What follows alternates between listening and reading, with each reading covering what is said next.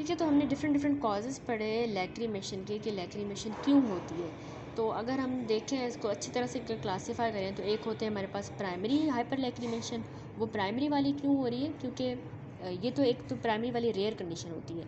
इसमें ऐसा होता है कि डायरेक्ट स्टिमुलेशन हमारे जो यहाँ पे लैक्रिमल ग्लैंड होता है उसकी डायरेक्ट स्टिमुलेशन हो जाए। अब वो क्यों होती है, या तो कोई ट्यूमर है, कोई सिस्ट है, वो उसको जो है उसकी वजह से, या हम स्ट्रॉन्ग पैरासिम्पैथोमिमेटिक ड्रग्स यूज़ करें ना, तो उसकी वजह से ये प्राइमरी हाइपर लैक्रीमेशन होती है। दूसरी तरह से अगर हम क्लासीफाई करें, हाइपर लैक्रीमेशन का कॉज होता है रिफ्लेक्स हाइपर लैक्रीमेशन, जो मैंने आपको यहाँ पे बताई कि यानी कि उसमें ऐसा मैकेनिज्म ऐसा होता है कि सेंसरी ब्रांचेस यहाँ पे कौन हमें सप्लाई करता है कॉर्निया को, कॉर्निया कंजक्टिवा को फिफ्थ नर्व करती है हमारी ट्राइजेमिनल। तो उसकी जो सेंसरी ब्रांचेस है ना वो मैसेज लेके जाती हैं और उनकी इरिटेशन की वजह से जो है ये लैक्रीमेशन होगी। तो इसको कहेंगे रिफ्लेक्स है हाइपर लैक्रीमेशन, रिफ्लेक्स। ठीक है, तो ये क्यों होता है, उसके डिफरेंट कॉजेज है। अब या तो वो रिफ्लेक्स, इसको क्यों इरिटेशन हो रही है, कोई लिड का कोई मसला है, जैसे स्टाई हो गया, हार्डियोलम इंटरनम हो गया, अक्यूट मेबोमिनियाइटिस होगी, ट्राइकियासिस, ये जाके हमें इरिटेट करें, लैशेस, कॉन्क्रीशंस हो गई, एंट्रोपियन हो गया, इन्वर्ट मतलब आई लिड जो है वो इवर्ट हो जाए अंदर की तरफ, तो वो भी इसको जाके टच करेगी, फिफ्थ नर्व स्टिमुलेट होगी और लैक्रीमेशन ज़्यादा होगी। ठीक है, तो ये रिफ्लेक्स लैक्रीमेशन का कॉज एक हो गया। दूसरा, अगर एलर्जीज़ हो गई, कोई टॉक्सिक इरिटेटिव या ट्रॉमेटिक मसला हो गया, तो कंजक्टिवा जो है इरिटेट हो सकती है। कॉर्निया की बात करें तो कॉर्नियल अब्रेजन्स में भी हो सकती है, अल्सर हो जाए, नॉन अल्सरेटिव केराटाइटिस हो जाए तो भी इरिटेट होगी और लैक्रीमेशन होगी। रिफ्लेक्स लैक्रीमेशन हम वर्ड यूज़ करेंगे, रिफ्लेक्स लैक्रीमेशन। इसके अलावा स्क्लेरा की कोई अगर हो जाए मसला, एपिस्क्लेराइटिस हो, स्क्लेराइटिस हो जाए, यूवियल ट्रैक में आयराइटिस, आयरिस की इन्फ्लामेशन हो जाए, साइक्लाइटिस हो या आयरिडोसाइक्लाइटिस हो जाए, ग्लोकोमा मैंने आपको यहाँ पे कॉज बताया है, ग्लोकोमा में भी जो होता है ना अक्यूट कंजेस्टिव ग्लोकोमा में होती है, एंड एंडोफ्थेल्माइटिस, पैनोफ्थेल्माइटिस, ऑर्बिटल सेलुलाइटिस। अब तीसरा कॉजेज़ पे आ जाते हैं, क्लासीफाई किया है तीसरा अब क्या कॉज हो सकता है। एक तो ये प्राइमरी होगी, दूसरी ये रिफ्लेक्स वाली होगी, तीसरा है सेंट्रल लैक्रीमेशन, जिसको हम साइकियाट्रिक लैक्रीमेशन भी कहेंगे, यहाँ पे भी लिखा हुआ है। तो इसका एग्जैक्ट कॉज नहीं पता सेंट्रल लैक्रीमेशन का, लेकिन ये देखी गई है। इसके अलावा इमोशनल स्टेट्स में भी ये देखी गई है, सेंट्रल वाली, वॉलंटरी लैक्रीमेशन और हाइस्टेरिकल लैक्रीमेशन में। ठीक है, तो ये इस तरह से भी हम लैक्रीमेशन को क्लासीफाई कर सकते हैं कॉज के बेसिस पे। तो हम डायग्नोस कैसे करेंगे कि हम जो ना एंटीरियर सेगमेंट ऑफ द आई की एग्जामिनेशन करेंगे और फिर हमें कॉज मिल जाएगा तो पता चलेगा लैक्रीमेशन इसकी वजह से हुई है। देन हम ट्रीट उसको करेंगे toward the control of the underlying cause को सही करेंगे, लैक्रीमेशन सही हो जाएगी। देन आते हैं आप एपीफोरा पे, it is the watering of the eye due to the decrease drainage of the tears. अब दोनों में ज़मीन आसमान का फ़र्क है कि इसमें ओवर प्रोडक्शन हो रही थी, कोई एंटीरियर सेगमेंट में मसला था। अब यहाँ पे ड्रेनेज सही से नहीं हो पा रही, टीयर तो बन सही रहे, नॉर्मल है, लेकिन ड्रेनेज ना होने की वजह से जो है वो अक्यूमुलेट हो रहा है और एपीफोरा हो रहा है, बहुत आंसू आ रहे हैं, पानी आ रहा है ज़्यादा आंखों से। तो इसके डिफरेंट डिफरेंट कॉजेज़ हैं। एक होता है ऑब्स्ट्रक्टिव एपीफोरा। अब ऑब्स्ट्रक्टिव एपीफोरा में क्या होगा कि ड्रेनेज कम हो रही है क्योंकि मैकेनिकली ऑब्स्ट्रक्ट हो गया है, the level of the punctum, यहाँ पे होता है ना पंक्टम, वो ब्लॉक हो गया है। तो कैनेलिकुला ब्लॉक हो सकती है, या यहाँ पे जो सैक होती है वो ब्लॉक हो गई है, या नेज़ोलैक्रिमल डक्ट है वो ब्लॉक हो गई है। अब इनके ब्लॉक के कॉजेज़ डिफरेंट हैं, या तो स्टीनोसिस हो गई है पंक्टम की, छोटा हो गया उसके ल्यूमन, तो उसकी वजह से ऑब्स्ट्रक्शन हुई है एपीफोरा में, या कैनेलिकुला की अट्रेजिया हो गई है, ठीक है, एब्सेंस है, वो डेवलप नहीं हुआ, कैनेलिकुलाइजेशन नहीं हुई, या इन्वोल्यूशनल स्टीनोसिस हुई है of the nasolacrimal duct in the older people में। ठीक है, इन्वोल्यूशन भी होती है, स्टीनोसिस एक्वायर्ड है ये। इन्फेक्शन डेक्रोसिस्टाइटिस की वजह से हमने पढ़ा था, उसमें भी होती है स्टीनोसिस और एपीफोरा हो सकता है इस इन्फेक्शन की वजह से। ठीक है, इसमें यानी लैक्रिमल सैक की इन्फ्लामेशन हो रही थी तो वो जाके एपीफोरा करवा रहा था। क्रोनिक साइनस डिजीज़ में growth in the lacrimal sac या फिर नोज़ में जब ग्रोथ हो जाए तो वो भी एपीफोरा करवाएगा। देन नेज़ल पॉलिप्स जो होते हैं ना वो भी ऑब्स्ट्रक्शन करवाते हैं the lower end of the nasolacrimal duct. हमें पता है वो डक्ट यहाँ पे नेज़ोलैक्रिमल लोअर एंड पे खुलती है, तो यहाँ पे पॉलिप हो जाएगा नाक में तो वो भी इसको ऑब्स्ट्रक्ट करेगा। इसके अलावा लैक्रिमल ड्रेनेज के सारे सिस्टम को कोई ट्रॉमा हो जाता है तो भी एपीफोरा होगा। तो ये हो गए ऑब्स्ट्रक्शंस हो गई सारी। दूसरा होता है कौन, लैक्रिमल पंप का ही फेलियर हो गया, यानी ड्रेनेज नहीं हो पा रही क्योंकि पंपिंग मैकेनिज्म जो है ना ड्रेन टीयर्स का वो जो है ख़राब हो गया। Despite the patent drainage system है बिल्कुल सही, सारा पेटेंट है, लेकिन उसका पंपिंग मैकेनिज्म ख़राब हो गया। ये क्यों होता है, क्योंकि लोअर लिड की लैक्सिटी की वजह से। इसके अलावा फेशियल पाल्सी अगर हो जाए एंड देन लोअर लिड का एक्ट्रोपियन हो जैसे बाहर की तरफ आ जाए, तो ये सारी चीज़ें जो है उसके पंपिंग मैकेनिज्म को जो है वो इंटरप्ट करेंगी और पंप नहीं हो पाएगा लैक्रिमल फ्लूइड, और वो एक्यूमुलेट होगा और एपिफोरा होगा। लोअर लिड का जैसे एक्ट्रोपियन हो गया तो लोअर पंक्टम जो है हमारा वो ऐसे बाहर की तरफ आ जाएगा, जैसे ओल्ड एज में होता है क्योंकि उनकी लैक्स हो जाती हैं आईलिड्स, तो वो बाहर आ जाएगा, तो जाहिर सी बात है वो ड्रेन नहीं हो पाएगा सही से, पंप सिस्टम जो है वो ख़राब हो गया। इसके अलावा भी जो है ना वो इवर्जन होती है लोअर पंक्टम की, क्रोनिक कंजक्टिवाइटिस में होती है, क्रोनिक ब्लेफराइटिस में भी होती है, ठीक है। ऑर्बिकुलरिस हमारा मसल जो है ना, इसकी वीकनेस की वजह से भी जो है ये लैक्रिमल पंप का फेलियर हो सकता है, ठीक है। तो ये दोनों कॉज है। यहाँ पे हमने ये जो ऑब्स्ट्रक्टिव वाला पढ़ा ना, इसमें भी डिफरेंट कॉजेस हो सकते हैं, जैसे कि कोई फॉरेन बॉडी चली गई या कॉन्क्रीशन या सीलिया चला गया, तो वो भी पंक्टम को इसको जाके ब्लॉक कर सकता है। इसके अलावा हम अगर आइडोक्सीयूरिडीन और पाइलोकार्पिन ड्रग्स का बहुत ज़्यादा टाइम तक यूज़ करते रहें, तो वो हमारे इस पंक्टम की ना स्टीनोसिस करवाती हैं ये ड्रग्स, ठीक है। इसके अलावा कंजेनाइटल मैंने बता दिया आपको कि वो होती है ऑब्स्ट्रक्शन, इंजरीज़ में बर्न्स हो गए, इन्फेक्शन हो गए, तो पंक्टम ऑब्स्ट्रक्ट हो सकता है। और जो कैनेलिकुला होती है ना, या पंक्टम होता है, जो कैनेलिकुला होती है, उनकी ऑब्स्ट्रक्शन होती है, उनमें डिफरेंट जो मेन बहुत कॉमन कॉज है ना वो एक्टिनोमाइसिस, उसकी वजह से कैनेलिकुला ऑब्स्ट्रक्शन है, ये याद रखिएगा, इसमें बुक में नहीं लिखी हुई पॉइंट्स, ठीक है। तो ये एग्जाम पॉइंट ऑफ व्यू से इंपॉर्टेंट है। इसके अलावा कैनेलिकुला की भी डिफरेंट कॉजेज़ हैं, ट्रॉमा भी है, बर्न हो गया या फॉरेन बॉडी, या उसी की इन्फ्लेमेशन कैनेलिकुलाइटिस हो जाए, ठीक है। फिर हमने पढ़ा था कि डेक्रोसिस्टाइटिस का इन्फेक्शन है जब इसकी लैक्रिमल सैक की इन्फ्लामेशन हो जाए, तो उससे भी होता है ऑब्स्ट्रक्शन। इसमें जो है इसके लैक्रिमल सैक के भी डिफरेंट कॉजेज़ हैं। लैक्रिमल सैक में जैसे स्पेसिफिक इन्फेक्शन टीबी का हो जाए, साइफिलिस का हो जाए, ठीक है, या स्ट्रिक्चर्स बन जाए, ट्रॉमेटिक स्ट्रिक्चर्स। अब हम आ जाते हैं डायग्नोसिस पे।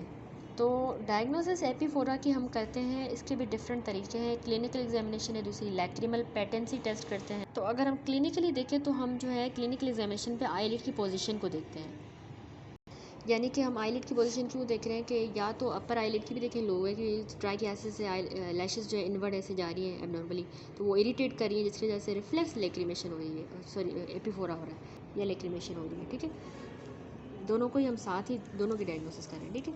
इसके अलावा हम लिड में क्या देख सकते हैं, पोजीशन देख सकते हैं। किसी को एक्ट्रोपियन हो गया है जैसे ओल्ड एज में होता है, तो पंक्टम उसका बाहर है, तो उसको एपिफोरा हो सकता है क्योंकि वो ड्रेन नहीं हो पाया, ड्रेनेज मैकेनिज्म में फेलियर है। तो हमने एक तो अच्छी तरह से सारी आईलिड की पोजीशन देखनी है। दूसरा हम ऑर्बिकुलरिस ओकुलर मसल की फंक्शन को चेक करेंगे। मैंने आपको बताया कि ऑर्बिकुलरिस ओकुलर मसल जब वीक हो जाता है तो उसकी वजह से भी जो है ना ड्रेनेज वगैरह सही नहीं हो पाती, तो मतलब काइंड ऑफ फेशियल नर्व इसको सप्लाई करती है, वो चेक करेंगे। नंबर 3 हम रीगर्जिटेशन टेस्ट भी करते हैं। उसमें हम क्या करते हैं, जो हमारा जो लैक्रिमल ग्लैंड होता है ना, उस पर अपनी इंडेक्स फिंगर के साथ जो है ना लैक्रिमल सैक जो होती है, सॉरी यहाँ पे जो लैक्रिमल सैक है उस पर अपनी इंडेक्स फिंगर के साथ यूँ प्रेशर लगाते हैं, और फिर जो है हम above the medial palpebral ligament यहाँ पे प्रेशर लगा के और देखेंगे तो रिफ्लेक्स यहाँ से म्यूकोपरिलेंट जो है डिस्चार्ज निकलेगा, और उससे हमें पता चलेगा कि पेशेंट को क्रोनिक डेक्रोसिस्टाइटिस है, ठीक है। वो भी एक कॉज है ना हमारे एपिफोरा का, तो उसकी इन्फ्लामेशन हो गई है, लैक्रिमल सैक की डेक्रोसिस्टाइटिस हो गई है, तो ऑब्स्ट्रक्शन हो गई है। उस ऑब्स्ट्रक्शन की वजह से उस पेशेंट को एपिफोरा है, तो इससे हमने रीगर्जिटेशन टेस्ट से कंफर्म कर लिया कि पेशेंट को एपिफोरा है। इसके अलावा हम जो है ना नेज़ल एग्जामिनेशन भी बहुत इंपॉर्टेंट होती है to exclude the deviation of the septum या ग्रोथ। जैसे हमने आपको यहाँ पे बताया कि नेज़ल पॉलिप्स जो होते हैं वो भी ऑब्स्ट्रक्शन करवा देते हैं lower end of the naso lacrimal duct पे, तो ऑब्स्ट्रक्शन की वजह से वो एपिफोरा हो सकता है। तो ये हमने क्लिनिकली ये चीज़ें देखेंगे हम एपिफोरा और या लैक्रिमेशन वाले पेशेंट में। अब लैक्रिमल सिस्टम की पेटेंसी टेस्ट होता है दूसरा। इसमें क्या होता है कि डाई डिसअपियरेंस टेस्ट होता है, डिफरेंट टेस्ट है। पहला है डाई डिसअपियरेंस टेस्ट। इसमें ऐसा होता है कि या हम इसको फ्लोरोसेंट डाई डिसअपियरेंस टेस्ट भी कहते हैं, FDDT। 2 ड्रॉप्स हम ना फ्लोरोसेंट डाई के डालते हैं दोनों कंजक्टाइवल ऐसे सैक में से, उसको पकड़ के सैक बना के उसमें डालेंगे, और 2 मिनट के बाद हम उसको ऑब्जर्व करेंगे। नॉर्मली कोई भी डाई हमें कंजक्टाइवल सैक में नहीं मिलेगा। अगर कंजक्टाइवल सैक में डाई रिटेन कर रहा है, प्रोलॉन्ग टाइम तक रिटेंशन हो रही है, तो फिर हमें पता चल जाएगा कि इस पेशेंट को जो है ना एटोनिया ऑफ द सैक है, या फिर मैकेनिकल उसको कोई ऑब्स्ट्रक्शन है जिसकी वजह से उसके जो है ना अभी तक इसमें डाई पड़ा हुआ है, ठीक है। तो यहाँ पे लिखा है कि it will be helpful in confirming the diagnosis. A drop of fluorescent dye हमने डाला आंख पे, और डाई जो है वो 5 मिनट बाद चला जाएगा, गुम हो जाएगा। नहीं हुआ तो रिटेंशन ऑफ द डाई रहेगी, अगर तो मार्जिनल टीयर स्ट्रिप्स की मदद से हम वो डाल के देखेंगे और कंफर्म हो जाएगा हमें ऑब्स्ट्रक्शन है। ये स्ट्रिप जो होती है ना उस पर हम वो रखेंगे आंख में, तो वो हमें मिलेगी, उस पर डाई आया जाएगा, ठीक है। इसके अलावा होता है डायग्नोस्टिक सिरिंजिंग टेस्ट भी होता है, ये भी लैक्रिमल सिस्टम की पेटेंसी का ही टेस्ट है, डायग्नोस्टिक सिरिंजिंग। इसमें भी हम कंफर्म करते हैं level of obstruction at the level of puncti है या कैनेलिकुलाई पे ऑब्स्ट्रक्शन है या लैक्रिमल सैक पे है। ये एडल्ट नेजो लैक्रिमल डक्ट ऑब्स्ट्रक्शन में इतना यूज़फुल नहीं है। इसमें हम करते हैं कैसे, थोड़ा सा मैं आपको बता देती हूँ कि हम ना टॉपिकल एनेस्थीसिया देते हैं 4% ज़ाइलोकेन के साथ, और नॉर्मल सैलिन को हम ना डाल देते हैं लैक्रिमल सैक में। कहाँ से डालेंगे? From the punctum, lower punctum. इस फिगर में देखिए, इस तरह से हम लोअर पंक्टम से हम सिरिंज की वजह से नॉर्मल सैलिन डालेंगे। पहले ज़ाइलोकेन दे दिया है हमने एनेस्थीसिया, ठीक है। तो हमने मतलब उस सिरिंज की मदद से जो है लोअर पंक्टम में डाला या लैक्रिमल कैनिला की मदद से। Free passage of the saline through the lacrimal passages into the nose rules out any mechanical obstruction. अगर वो मतलब सही तरीके से अगर आ गया नाक में से वो पानी, तो मतलब कोई भी ऑब्स्ट्रक्शन नहीं है। अगर किसी को पार्शियल ऑब्स्ट्रक्शन है तो सैलिन जो है ना, बहुत ज़्यादा हम प्रेशर देंगे वहाँ ऊपर सिरिंज से, तो ही प्रेशर देने पर हमें फ्लूइड मिलेगा नाक से, तो उसका मतलब है उसको पार्शियल ऑब्स्ट्रक्शन है। अगर किसी को सही वाली ऑब्स्ट्रक्शन है तो उसमें कोई भी फ्लूइड पास नहीं होगा नोज़ में, और वही जो है वो रिफ्लक्स होके बाहर आ जाएगा, उसी पंक्टन में से ही बाहर आएगा। इससे हमें पता चलेगा कि ऑब्स्ट्रक्शन जो है ना सेम या कॉमन कैनेलिकुलस पे है, या फिर वो ऑपोजिट दूसरी आंख वाले पंक्टम में से आ जाएगा।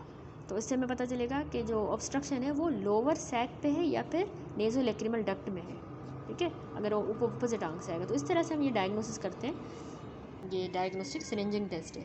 देन आता है हमारे पास जॉन्स डाई टेस्ट। अब जॉन्स डाई टेस्ट होता है ना, ये सिर्फ इंडिकेट करते हैं हम पेशेंट में in the suspected partial obstruction of the drainage system, partial वाले जो पेशेंट होते हैं पार्शियल ऑब्स्ट्रक्शन हो। अब डाई टेस्ट जो ये वैल्यू का नहीं है in the case of total obstruction, उसमें हम नहीं करेंगे, कोई वैल्यू नहीं है। एक होता है प्राइमरी जॉन्स डाई टेस्ट, दूसरा सेकेंडरी जॉन डाई टेस्ट। मैं फिगर के थ्रू आपको बताती हूँ। इसमें देखिए प्राइमरी टेस्ट पॉजिटिव आया, इसमें नेगेटिव आया। इसमें होता क्या है कि जो है ना, हम प्राइमरी वाले में ना डिफ्रेंशिएट कर रहे होते हैं वाटरिंग को from due to the partial obstruction of the lacrimal passage, from that due to the primary hypersecretion of tear. यानी कि या तो पेशेंट को हाइपर सिक्रीशन हो रही है, टीयर्स की बहुत ज़्यादा सिक्रीशन हो रहे हैं तभी उसको एपिफोरा हो रहा है, या फिर उसकी ऑब्स्ट्रक्शन है जिसकी वजह से वो ड्रेन नहीं हो रहा तभी उसको एपिफोरा है। इन दोनों में से हमने डिफ्रेंशिएट करने के लिए हम प्राइमरी जोन्स टेस्ट करते हैं।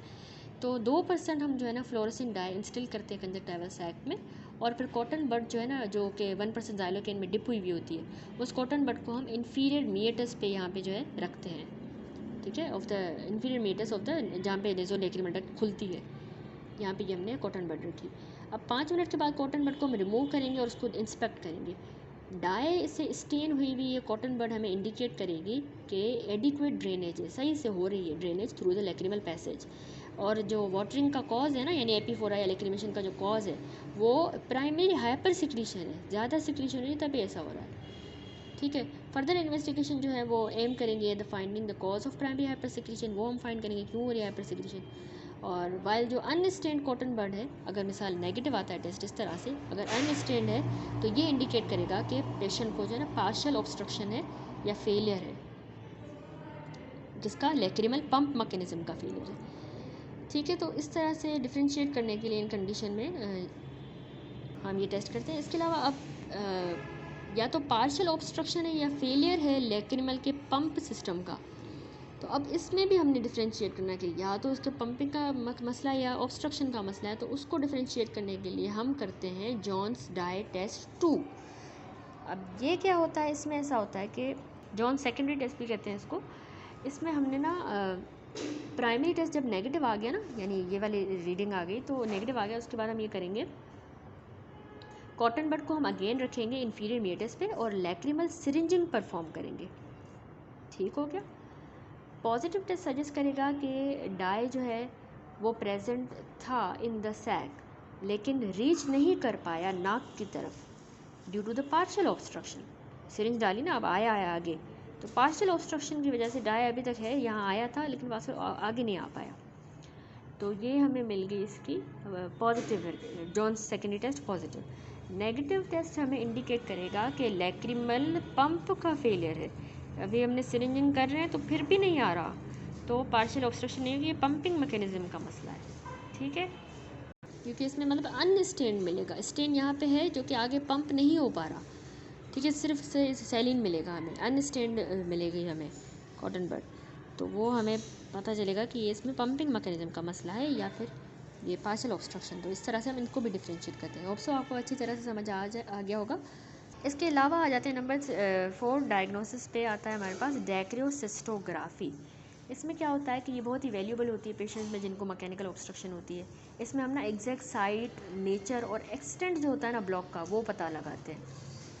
ठीक है, ये फिगर भी देखिए, इसमें जो है ना नॉर्मल डैक्रियोसिस्टोग्राम दिखाया गया है। इस तरह से हमें पता चल जाएगा। ठीक है, यानी हम एक कॉन्ट्रास्ट मीडियम इंजेक्ट करते हैं कैनेलिकुलाई से और एक्सरेज लिए जाते हैं to for the detection of diverticula या फिस्टुला एंड डिफेक्ट्स। इसमें यानी हमें म्यूकोजा ऑफ द सैक की भी इंफॉर्मेशन मिलेगी, कोई फिस्टुला, डायवर्टिकुला, स्टोन, ट्यूमर भी मिल जाएगा सैक में अगर कोई है तो। हम जैसे मैंने बताया रेडियो ओपेक हमने मटेरियल जैसे लिपियोडोल, लिख भी लें आप लोग पहले, लिपियोडोल हो गया, पेंट ओपेक, डायनोसिल या कॉन्ड्रे 280, तो ये डिफरेंट डाइज हैं। ये हम पुश करते हैं सैक में से with the help of a lacrimal cannula. देखिए इस फिगर में दिखाऊँ तो सैक में हम कैन्यूला के, ये तो यहाँ पे डाल रहे हैं, इस सैक में डालेंगे हम कैन्यूला की मदद से, और फिर एक्सरे हम 5 मिनट के बाद लेंगे। ठीक है, तो 30 मिनट में हम लेंगे to visualise the entire passage. अच्छे एनाटॉमिकल विजुअलाइजेशन के लिए हम क्या करेंगे, मॉडिफाइड टेक्निक जिसको हम कहते हैं subtraction macro dacryocystography with canalicular catheterization should be preferred. क्या कह रहे हैं उसको, सबट्रैक्शन मैक्रो डैक्रियोसिस्टोग्राफी, वो हम अच्छी विजुअलाइजेशन के लिए करते हैं। इसके अलावा दूसरी भी एक होती है रेडियो न्यूक्लियोटाइड डैक्रियोसिस्टोग्राफी। देखिए देख लें यहाँ पे, स्पेलिंग भी देख लें।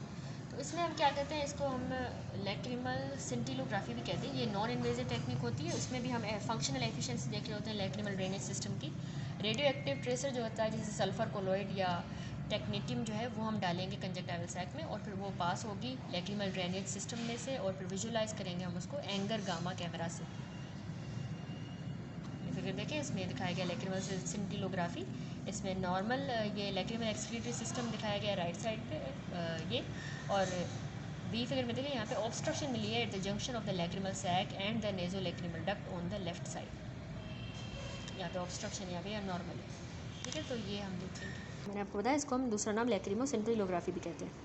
ठीक है, गामा एमिटिंग सब्सटेंस से हमने देखा कैमरा, गामा कैमरा की मदद से। अब ट्रीट हम इसको कैसे करेंगे, लैक्रिमल पंप फेलियर को हम जो है ना रीस्टोर कर देंगे पोजीशन आईलिड की और पंक्टम की, जैसे एक्ट्रोपिन वगैरह है तो उसको सही करेंगे। और ऑब्स्ट्रक्शन अगर है ड्रेनेज सिस्टम की तो उसको हम सर्जिकली ट्रीट कर सकते हैं, डिपेंड करता है टाइप ऑफ सर्जरी पे, लेवल ऑफ ऑब्स्ट्रक्शन पे, यानी कहाँ पे, तो उस हिसाब से वो सर्जरी परफॉर्म करेंगे। That's it. यहाँ पे हमारा चैप्टर अच्छी तरह से कंप्लीट हो गया, चैप्टर जो हमने 6 कर लिया है लैक्रिमल सिस्टम। अब अगले वीडियो में हम जो है स्टार्ट करेंगे चैप्टर नंबर 7 कंजक्टाइवा।